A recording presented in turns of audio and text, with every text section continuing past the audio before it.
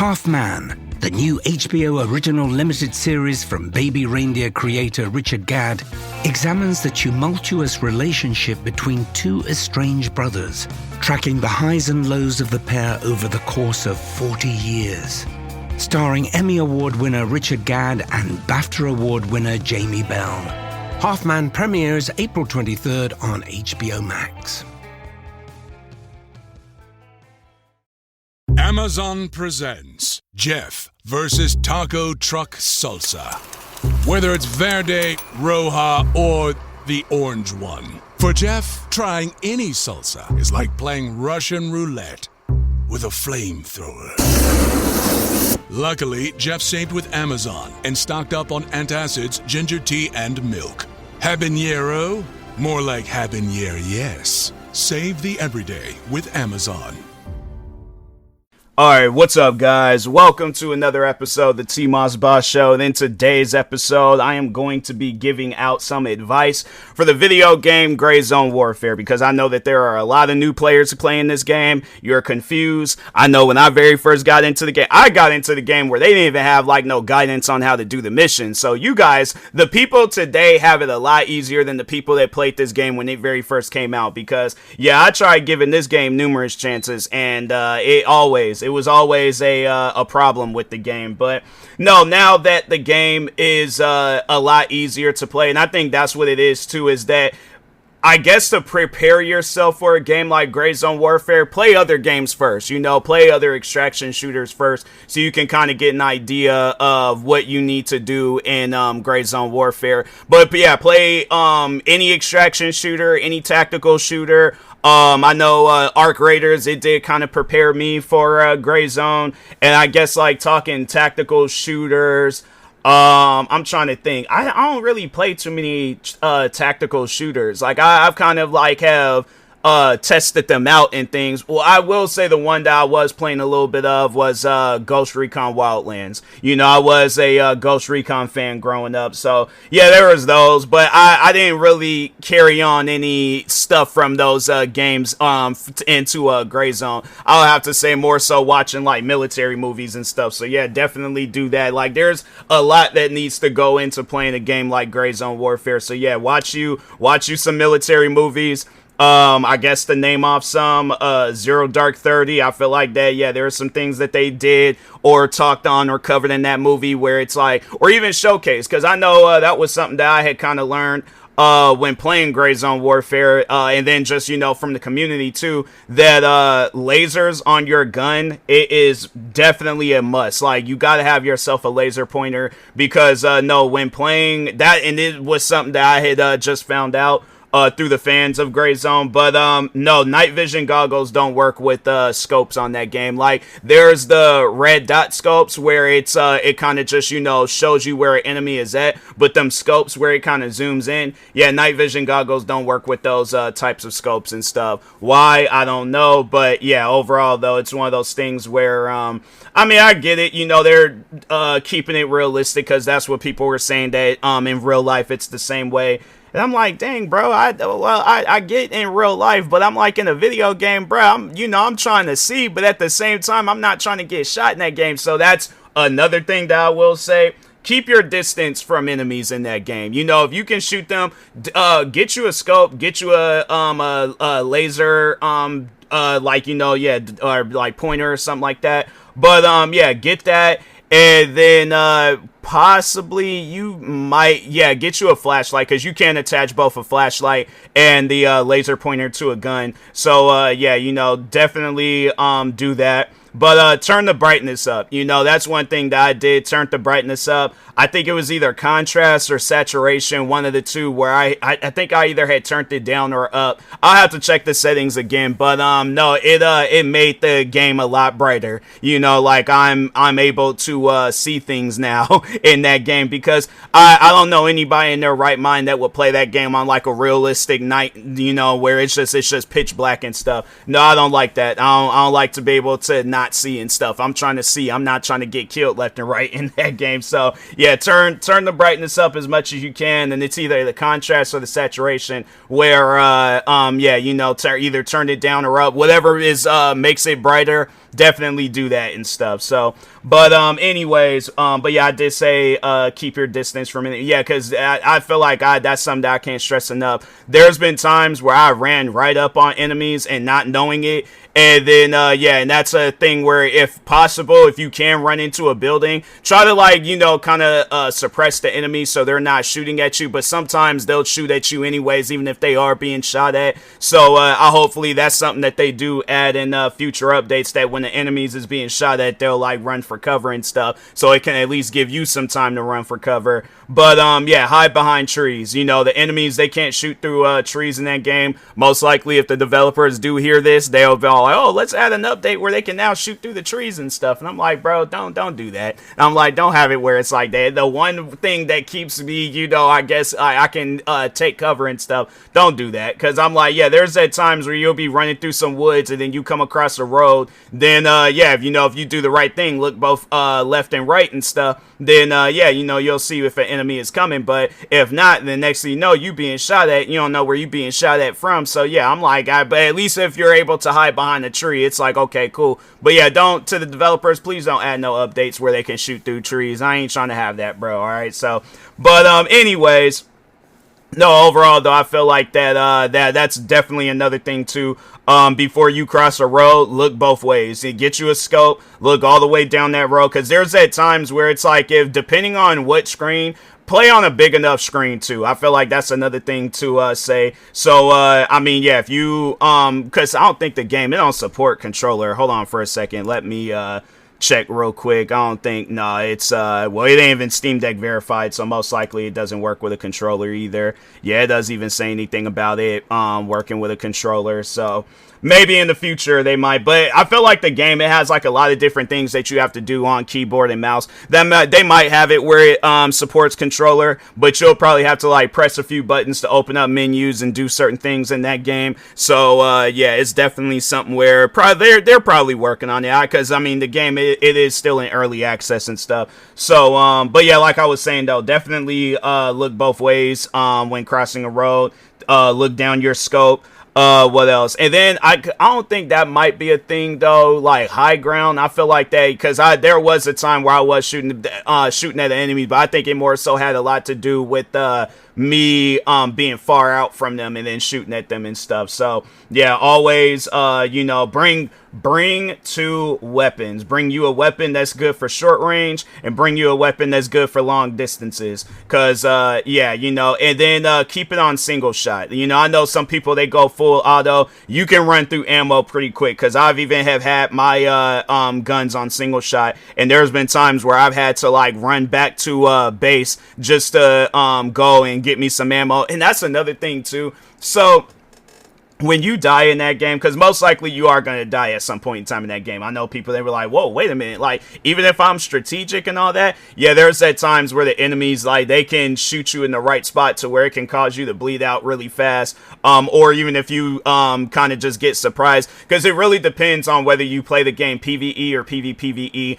I would recommend playing it PvE to kind of just start off, and then once you build your inventory up, then yeah, work your way up to playing PvE if you want to. But I've been playing the game entirely PvE, so I guess if you are worried about other players, then yeah, because other players can't do anything to you in PvE. They if anything, I think they could I don't know, maybe like, I guess, trick you or something, make it seem like that there ain't no enemies in an area, and then but I mean, I don't know, like, for the most part, people are nice in that game, so that's why I'm like, nah, I feel like that the community, it's pretty cool. Like, I've even seen TikToks where people have said that it's I guess if you play games like Escape from Tarkov, because from what I heard, that the community in there, they're not so friendly. So no, yeah, in Gray Zone, the community is pretty friendly. Like, I don't think I've came across anybody in that game that's like trolled or did something crazy or anything. Like, yeah, because again, I've been playing PvE,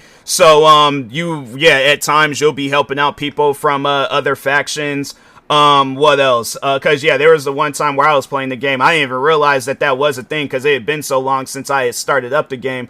But, no, overall though, I was helping out some guys, in one faction, but that was a thing too. So when calling a helicopter in that game, because that's what you have to do, you have to discover LZs. So when you let's say for an example, if you gotta go to the local town to do a mission, so what you'll have to do is open up your map, then click on the LZ, then they'll have like an option to call for a helicopter, call transport, and then, or you could just run all the way out there. You will get tired over the I guess just running straight there and stuff. But overall though, yeah, it's don't do like how I was doing when I played that game, because I didn't know that you can call for a helicopter. I just thought helicopters just showed up whenever. So yeah, there was at times where I just go with people on doing some mission, go out somewhere, then got shot up and stuff by enemies in that game that's much more difficult than the local town. So they have like the starter town where you're kind of just going up against some local gang members, and then I think it's the airfield, and then Tiger Bay, and I think it's like something Sapphire, where those are where the much more tougher enemies are at. But no, at the airfield, so what was crazy, because there was a game where I was killing people left and right. And no, there was like this one area where it looked like it was quite a few different enemies there. I have to find that clip. I think I uploaded that video, so it's buried amongst a bunch of different videos on YouTube. I'm so behind when it comes to YouTube content, bro. But anyways, but no, yeah, I remember I was went to like, I think it was like the kind of like the end of the airfield, where it was like a kind of like a private hangar for a plane. And, yeah, there was a gang of enemies there, and, no, like, hiding on the side of the building and then just shooting at them. So, yeah, definitely don't do that. Don't just go out in the middle of the open and just start shooting at some enemies. Hide behind buildings, hide behind trees, hide behind cars, anything that could give you some cover, hide behind it. Cause, yeah, they don't like run out on you and stuff. So if anything, I think they'll, if you shoot and then they might be in the building, then they'll walk out, I guess, to investigate. But other than that, for the most part, the enemies, the NPCs, I should say, they don't just walk out on you. So yeah, there have been times like where I played games like The Division, for an example, where enemies would just run right up on you and stuff and then just start shooting at you and things. So I think depending on where you're at, maybe they might do that. But if anything's the enemies, they, for the most part, they do try to take cover in some cases and situations. But they, I don't know, like, I don't want to say that they're dumb, but at the same time, they do be doing some dumb stuff. Like, they'll just stand out in the middle of the street and get shot. So I can see in future updates, they'll probably have it where the enemies are a little bit more tougher, or at least more smarter when doing certain things. Like, they ain't gonna just run out and are out in the middle of a street or out in the middle of somewhere and allow themselves to get shot. But I don't know, like, maybe they might change it, maybe they might not change it. But no, yeah, definitely, I feel like I need to say that again. Always take cover, you know, because yeah, you never know who's shooting at you. And and that's the thing too, if you play the game solo, because I've been playing the game entirely by myself, if you do play it solo, watch your back. I'm like, no, that's something that needs to be said. It needs to be talked about. Give yourself a 360, viewing at all times. So if you're walking through the woods, you never check your map too, I guess, to see if there's any roads nearby, because enemies don't really be out in the woods. Like, I have yet to come across enemies out in the middle of the wooden area. I think maybe that like ground zero area might have enemies. But from what I've heard, they said that ground zero, it's kind of, you can't really explore it right now because there's a lot of like radiation and all that stuff. So maybe in future updates, they'll have it where you can like some radiation suits or something to kind of explore that ground zero area. But yeah, for the most part, I haven't really came across no enemies unless it's like a campsite or some building, multiple buildings out in the middle of the woods. But as far as them like patrolling, they don't, so like how they'll patrol the streets, they don't patrol the wooden areas like that. They usually just stay out in the middle of the streets or like small like villages and towns and stuff like that. But yeah, definitely always run in the woods. Like I know people might be a little bit frightened of wood. What is there a phobia for like being scared of woods? Because it might be, but they don't have like no wildlife or nothing in the game. Every time you'll hear like birds and some noises going off, but they don't have no wildlife in the game, and hopefully they keep it that way. Because I know somebody was saying that too. They was like, oh, they should have wildlife that can attack you. No, don't need that. I'm not trying to have it where I'm now wasting my ammo on enemies that don't go down after the first few shots, and now I'm also having to shoot animals and stuff. No, I'm good, bro. I'm like, I like to just be able to focus on the enemies. Like, the game is already difficult enough, so that's one thing that I will say. Do the missions where it involves you killing people, but them search missions, do those missions last. Or if there ain't no other missions to do, then do those search missions. But yeah, for some reason they'll have you do a mission where they're like, oh, find a business card or something like that, or a business ID card or something like that, and they'll tell you to go into this area, and then they don't have nothing out there. Then it's like, okay, what am I doing out here then? So yeah, there will be at times where you'll go on some wasted adventures, having it where it's like you shot at a bunch of different enemies, and you went out somewhere looking for something and they don't have it. So yeah, and what's crazy is that there's been times where I've played that game and they'll tell you to go out into this area. Then I'm like, okay, there ain't nothing there. I'll go to another area, and then whatever it is that I'm looking for, then it'll be there. Like, for an example, they'll tell you to look for this like white grease stuff, and the area that they'll tell you to go to, it's not out there. They just send you out in the middle of the woods and just pretty much are like, oh, look for it, and it's nowhere to be found. And then, no, then it's like if you go to like a town, it can either be like the town right next to the mission area, or go to another town or something. Yeah, whatever it is that you're looking for, it could be there because either somebody then dropped it off or it spawned out there and stuff. So yeah, I'm like, oh, and then check the donation box. So they do have a donation box. So because I know that they gave me a lot of keys to the local town, and I was like, I don't even go to the local town no more. I just, because there ain't no missions out there. So no, yeah, I have just been kind of just going in like other areas, but they gave me a lot of different keys for the local town, and I just went and put all those keys in the donation box. So yeah, you'll maybe at times will find that, probably find like an assault rifle, maybe some other weapons and things, but or like other things that you could use in the game, like armor and stuff. And that's another thing too, wear you a helmet. Definitely wear you a helmet. Because yeah, you will get shot in the head at times. So yeah, there's been times where I was playing the game one day, got shot in the head 3 times. And so yeah, it's a helmet is a must. I'm like, helmet and armor. They only have like chest armor and helmet. They don't have like armor for your arms and legs and stuff like that. They might do some things where it's like, oh, you can wear like a full armored suit, but I can see where they're like, oh, you're gonna be probably walking a little bit slower and things. But yeah, for the most part, they just have like chest armor and head armor and stuff. So that's why I say take cover in situations. So if you do get shot, because yeah, you can still get shot in the face, you can get shot in the neck. So they have like a X-ray system in that game where it shows you where exactly you were shot at. So yeah, that is a thing. Definitely bring you some medical supplies, bring you food, bring you water, bring some extra ammo, bring extra magazines.